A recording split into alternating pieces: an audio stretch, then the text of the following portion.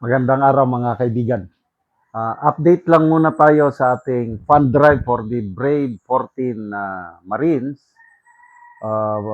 Nakapadala tayo kahapon na i-deposit sa kanilang bank account ang 107,000 pesos. Yung nauna na nating naipadala is 736,000. Kaya ang total nating tulong tumataginting na 843,000 pesos na. Okay, sa ngayon, yung gustong magpadala, wag muna dahil naubos na yung limit ng ating mga GCash. Dalawang GCash yung ginagamit. Kaya i-reserve nyo na lang muna, itago lang muna yung tulong ninyo. Sa September 1, pwede na ulit tumanggap ng cash yung ating mga GCash number. So maraming salamat sa taos-puso ninyong pagtulong sa ating Brave 14 plus 3 Marines. Bigyan natin ngayon ng reaction opinion itong post ng Entel News PH. Senator Amy nagalit, binirahan, nagbitiw ng maanghang na salita laban kay Pinky. Binakbakan ni Senator Amy Marcos ang pahayag ni Senator Panfilo Lacson tungkol sa usaping pagbawi ni Gutesa sa kanyang naunang testimonya. Ayon kasi kay Gutesa ay napag-utusan lamang siya nila Senator Marcoleta at Mike Defensor kapalit ng pera at scholarship upang idiin si Romualdez.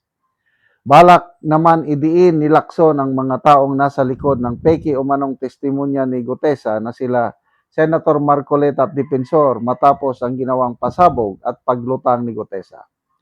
Sumagot naman si Senadora Amy Marcos na, ito na, grabing birado. Oh, teka muna. Kala ko ba hindi credible na testigo si Gutesa? Tapos, ngayong nag-recant, biglang credible na. Ikaw talaga, Pinky. Halata ka masyado. Halata ka masyado, Pinky. Bagamat hindi pinangalanan ng senadora at nagbigay lamang ito ng codename na Pinky, ay alam na ng netizens ang pinatutungkulan ng mensahe ni Senator Amy Marcos. Ayos ka, Senator Amy. Bilib na bilib ako dito talaga. O, reaksyon ng taong bayan. 8,000, 8,700 ang nag-react. 6,000 ang tumatawa. Sino bang tinatawanan? I believe, yung tinawag niyang Pinky. 2,600 nag-like. Sinong nilike? I believe si Senator Amy. And then, ito na nga.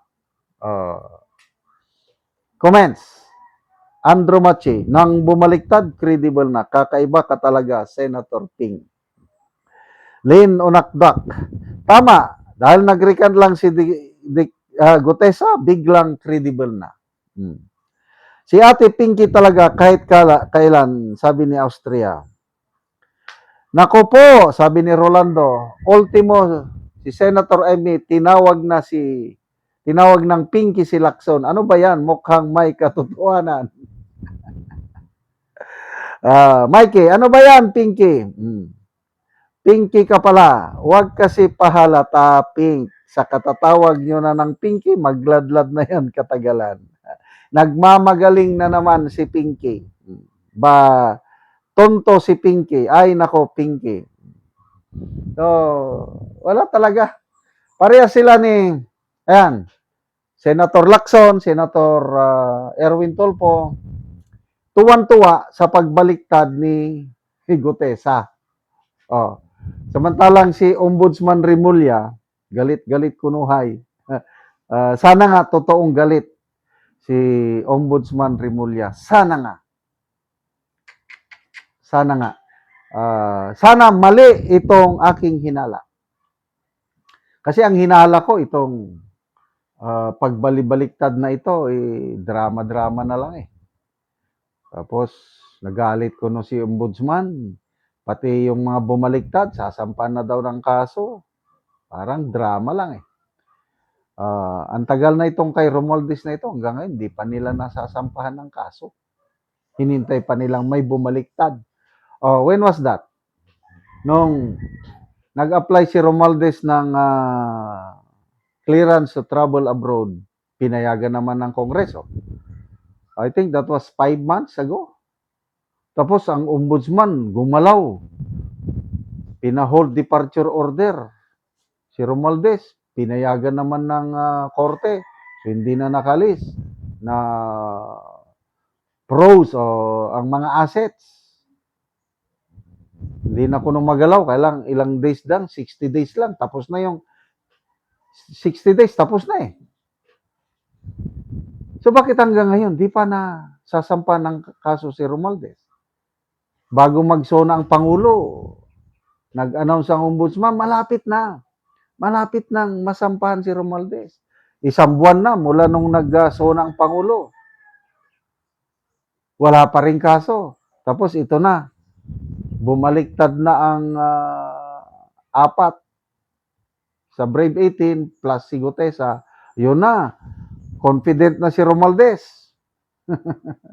Confident na, ibasura nyo, ibasura. Nako, huwag tayong magtaka mga kaibigan pag ang Office of the Ombudsman ibasura ang plunder complaint labang kay Romualdez.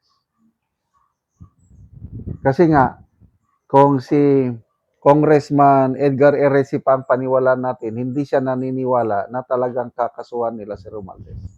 Bakit? Ano ba yung sabi ni Romualdez na marami akong alam. Idadamay ko kayo pag totohanan nyo ako. Kaya pati si Congressman Toby Chanco, nagsasabi na siya na pag hindi nyo totohaning kasuhan si Romualdez, ang taong bayan, hindi nyo masisisi na mag-isip na may hawak na alas si Romualdez. Ano yung alas na hawak ni Romualdez? Yung kaalaman niya tungkol sa, alam niyo na, flood control scam na hindi niya man pwedeng gawin yun na siya lang mag-isa o silang dalawa lang ni Saldico. Imposible yun. Meron at meron silang kakutsaba pataas. At sino yun? Oh, yan ngayon.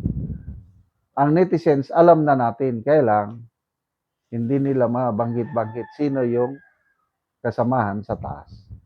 Salamat mga kaibigan sa inyong pagsubaybay sa channel na ito. Nakakatulong kayo ng malaki sa tribong Talanding ng Bukidnon dahil ang income natin sa channel na ito is pantulong sa tribo. Namimigay tayo ng libreng yero at pako para makapagpatayo sila ng mas maayos na tirahan. Panoorin niyo ang video na ito.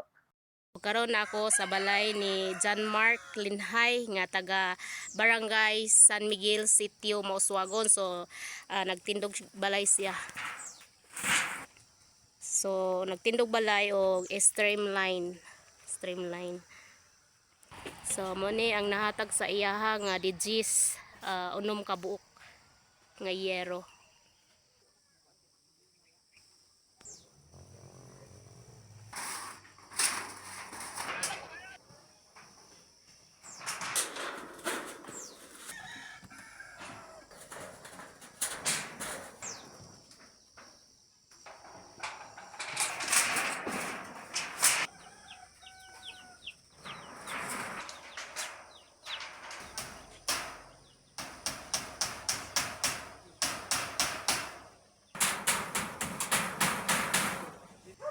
So karon humana ang balay nga gipatindog balay. So nahumana og atop unom ka yero ang nahatag sa iyaha. So karon nahuman naman ang imong gipatindog nga balay, so unsa imong masulti? Dako kay kog pasalamat nga natagan kog gero. Oo. Sa tanan nagatukod na gid kog balay tungod anang yero. Oo nga gihatag. Nagyatag salamat kay kusino nga gidungog diha akong mga pag-ampo nga makabalay ko. Oo, so nahuman gyud ang imong balay nga gipatindog. So pila na imong edad? 23 na. So 23 na ka. So na kay anak. Isa. So isa ka buok ang imong anak. So dako ka imong pasalamat nga nakapatindog gyud ka og balay nga natabangan gyud ka. So unsa imong panginabuhian? Andra gyud. kuan ra minsan. So mag-uuma lang. So dako kay mong pasalamat nga nakapatindog balay na gyud ka og nahuman na gyud ang imong balay nga giatupan nga gipatindog. So salamat kaayo.